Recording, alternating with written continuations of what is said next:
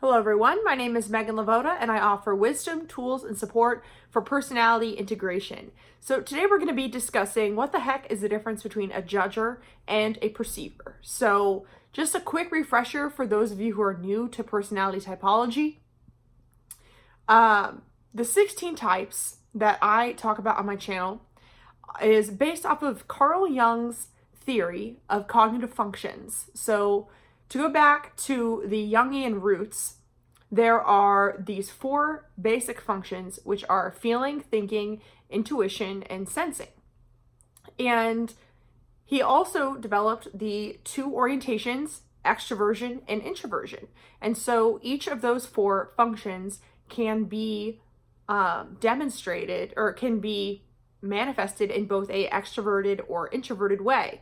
And so when you take the four functions and then you give each of them both two different orientations, that's why there are 8 cognitive functions that make up the cognitive function stack of the 16 personality types. So most of you already know that, but the MBTI or the Myers-Briggs or even the 16 personality type, any test that you take that is trying to figure out your 4-letter code of are you an E or an I, are you an N or an S, it's all based off of what Carl Jung did the foundation, laid the groundwork for this theory. And I found that the judging and perceiving part of the puzzle is perhaps one of the most confusing parts. And so I just want to explain a little bit deeper as to what that means. And again, for those of you who are new, I'm going to have your cognitive function stacks linked below or in a comment as like a pinned comment because how does this stuff work? So for example, I'm an ENFJ. So my first function is extroverted feeling and my second function is introverted intuition. So since my first function is feeling, if you were to test based off the dichotomies, am I a feeler or a thinker? Yes, I'm a feeler. And so that is shown in my stack. And then also if you were going to test based on the dichotomies, do I prefer intuition or do I prefer sensing? I prefer intuition. And so my other cognitive function is intuition. And so because of those dichotomies, we know that I prefer feeling and intuition. We know that my stack is going to be NF. So N stands for intuition and F stands for feeling. But we don't know the E and I is going to show what your first function is. Do you just naturally do things in an extroverted way? Do you just naturally do things in an introverted way? Now, judging and perceiving is when it gets a little bit difficult because with the MBTI, the J and P is actually switched compared to how it is in other systems such as socionics. So in the MBTI, when we say judger, really what that means is that your judging function is extroverted. And so that means that when you're looking at your behavior, you are more likely to voice your judgments, whether that be FE or TE, you're more likely to voice that judgment. Whereas people who have introverted judgment, that's paired with extroverted perceiving. And so if you're a perceiver in the MBTI, that just means that your perceiving function is extroverted. And so the judging functions include feeling or thinking, whereas the perceiving functions include intuition and sensing. So this is where it gets difficult because in socionics, it is not based on, if you're a judger in socionics, that doesn't mean that your judging function is extroverted. Judgers in socionics judge first, judge as their default state of being. And perceivers in socionics perceive as their default state of being. So if you're an extrovert, then your default state of being is extroverted. And so if you're a judger in MBTI, then you're also a judger in socionics. And if you're a perceiver in MBTI, then you're also a perceiver in,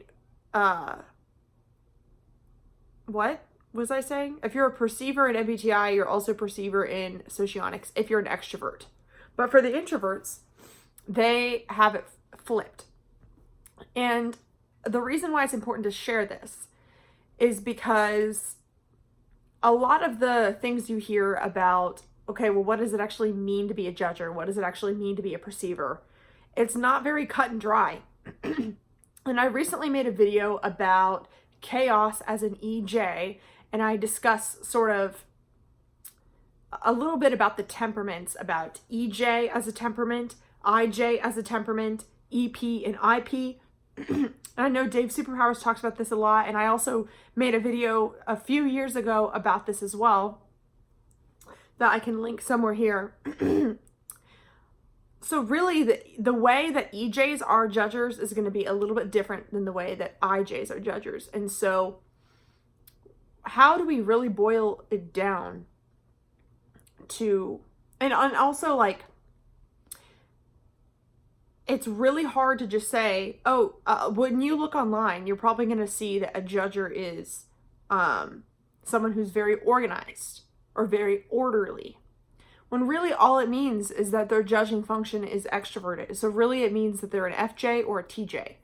And I know that that can seem super convoluted and complex if you're a beginner, but FJs and TJs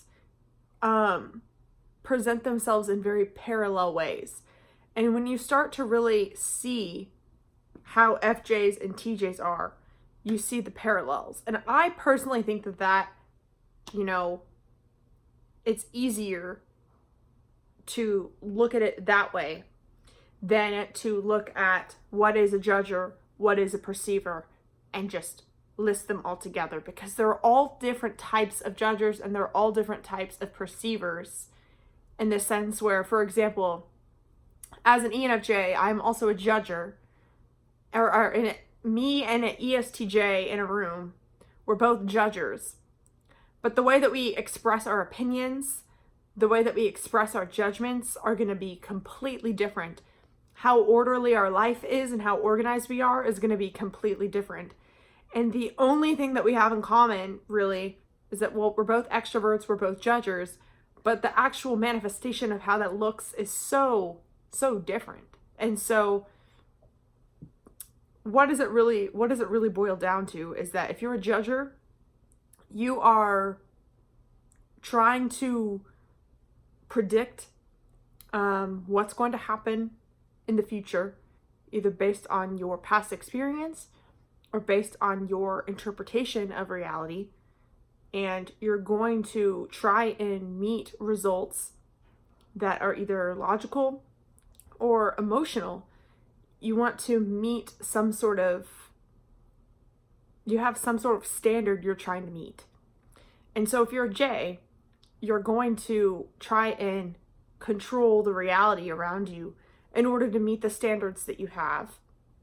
And you're using your fine-tuned perception in order to pretty much make guesses or estimates on what's going to happen so that you don't get too swept up in the unknown.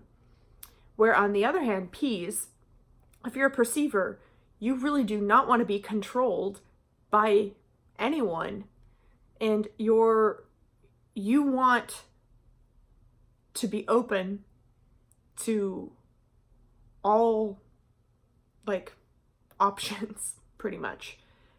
You don't feel the need to control what's going to happen. You don't feel the need to predict what's going to happen, and you don't feel the need to meet certain standards as much.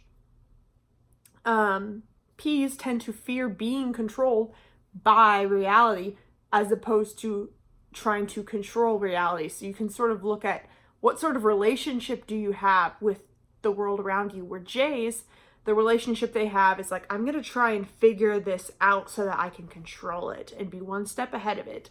Where Ps are like, I really just want to bask in the beauty that is reality, but I also don't want somebody to come along and try and take my freedom and trying to control me and take away some of these